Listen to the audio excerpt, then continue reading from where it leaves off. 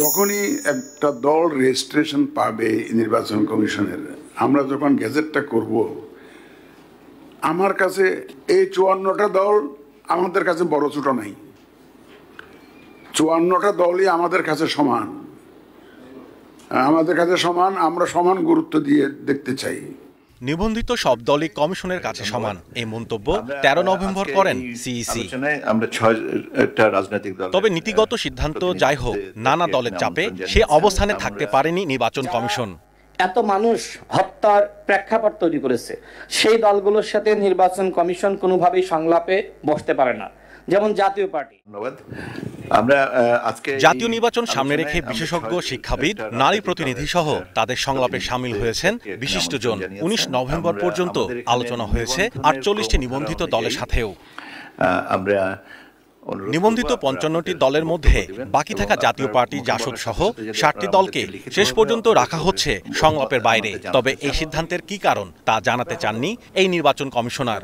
আমাদের হয়তো নির্বাচন কমিশন ফার্দার বাকি যে দলগুলো রয়েছে সেগুলোর সাথে সংলাপ হবে কি হবে না সেই বিষয়ে নির্বাচন কমিশন বসে সিদ্ধান্ত নিবে।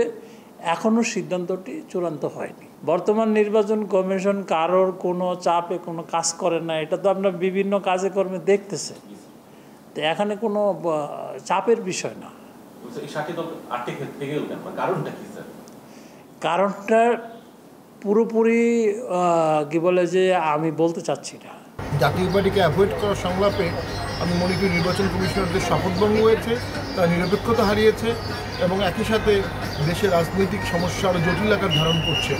আমরা এটার তীব্র প্রতিবাদ জানাচ্ছি।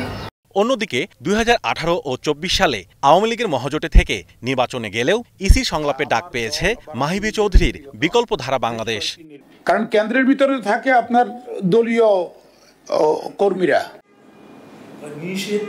এই অবস্থানের কারণ স্পষ্ট না হলেও বাদ পড়া ওই 7 দলের নির্বাচনে অংশ নেয়ায় কোনো বাধা দেখছেন না নির্বাচন কমিশনার আনোয়ারুল ইসলাম সরকার।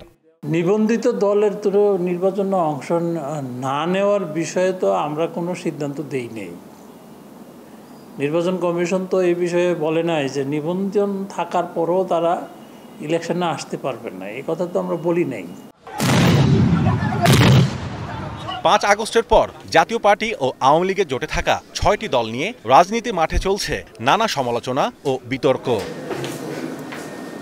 Mahmudul Hasan, star news, Dhaka.